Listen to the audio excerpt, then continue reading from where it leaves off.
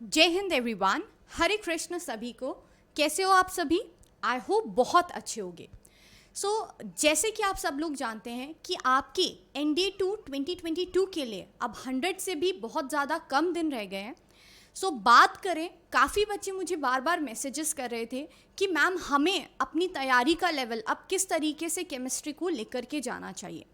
बात करें किस तरीके से आपको केमिस्ट्री को प्रिपेयर करना है, किस चैप्टर को आपको ज़्यादा वेटेज देना है और किस तरीके से आपको अपना प्लान जो है, ठीक है, वो बनाना है और उसको फाइनली एग्जीक्यूट इस तरीके से करना है कि आपका बेस्ट आउटकम जो है वो निकल के आए। तो आओ ज़रा उसके बारे में डिस्कशन करते हैं।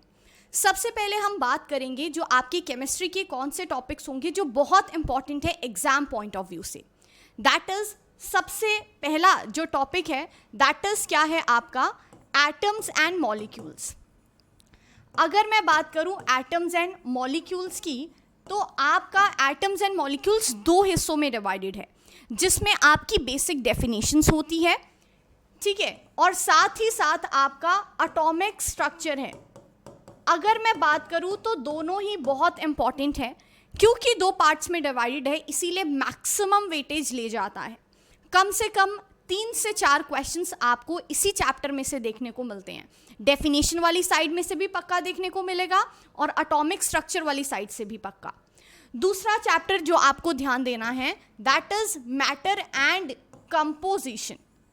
मैटर एंड कंपोजिशन एक ऐसा चैप्टर है जिसके अंदर से आपकी बेसिक केमिस्ट्री के जो है क्वेश्चंस कवर हो जाते हैं, तो इसके ऊपर भी आपको प्रॉपर तरीके से ध्यान देना है।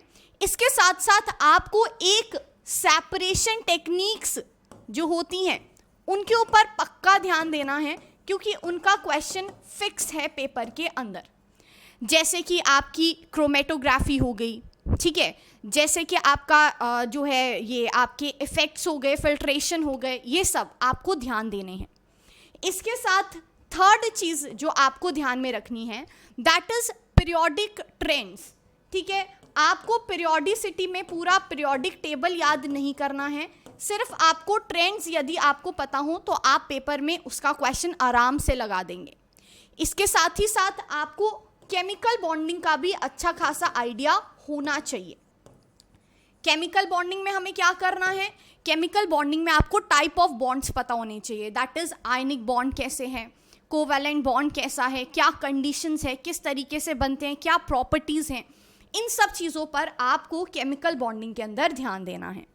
और फिफ्थ थिंग जो आपको बहुत ही ज़्यादा ध्यान में देनी है that is acids, basis and salts. अगर मैं बात करूं एसिड, बेसिस एंड सॉल्ट्स की, तो इसके अंदर आपको एसिड्स के, बेसिस के जितने भी डेफिनेशंस दिए हैं, जैसे कि आपको आर्हीनियस सर ने दिया है, ब्रॉन्स्टेड एंड लाउरी कॉन्सेप्ट है एसिड बेसिस का, लुइस कॉन्सेप्ट है एसिड बेसिस का, तो ये आपको टिप्स पे होने चाहिए। इसके साथ ही साथ आपको सॉल्ट्स की प्रॉपर्टी बहुत अच्छे से ध्यान में होनी चाहिए, ठीक है, कि कौन सा सॉल्ट है, कब किस एसिड के साथ रिएक्ट करता है, कौन सा मेटल है किस एसिड के साथ रिएक्ट करता है, कौन सा एसिड किसके साथ रिएक्ट नहीं करता है, ये आइडिया आपको होने चाहिए। तो ये तो आपके हो गए चैप्टर।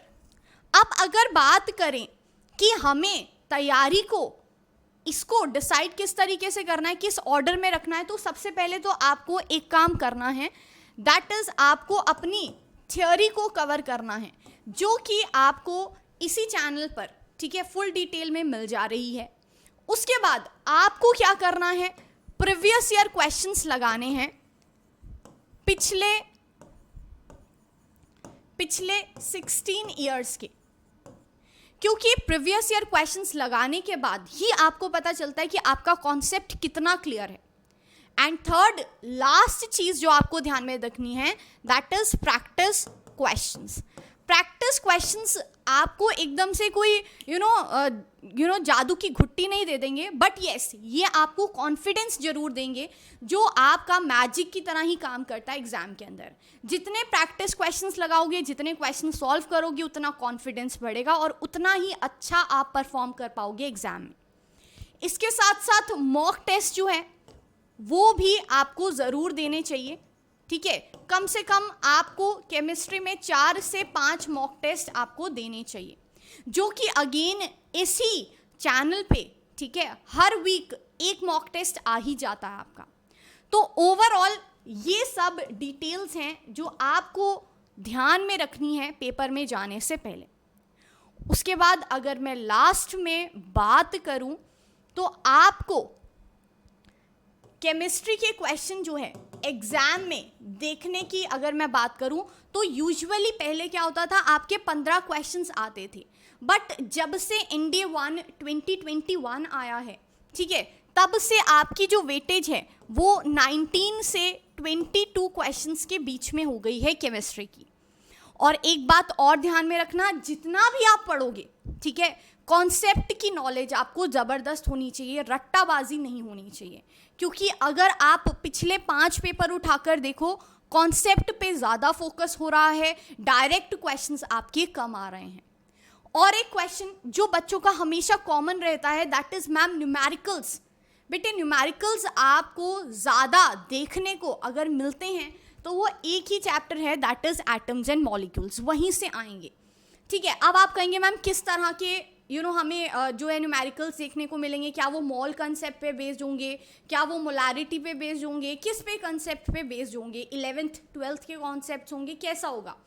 तो बात को ध्यान से समझें, जिस तरह के क्वेश्चंस इधर इस चैनल पर मैं कवर करती हूँ, ये मेरी गारंटी है, उससे बाहर आपको कोई भी न्यूमेरिकल देखने को नहीं मिलेगा, ठीक है जी। So this was all about chemistry की प्रिपरेशन, आपको किस तरह से नेक्स्ट लेवल पर लेकर जानी है। आई होप आप इन बातों पर गौर करेंगे और अपनी प्रिपरेशन को नेक्स्ट लेवल पर ले जाएंगे, ठीक है। सो मिलते हैं आपसे अगले सेशन में।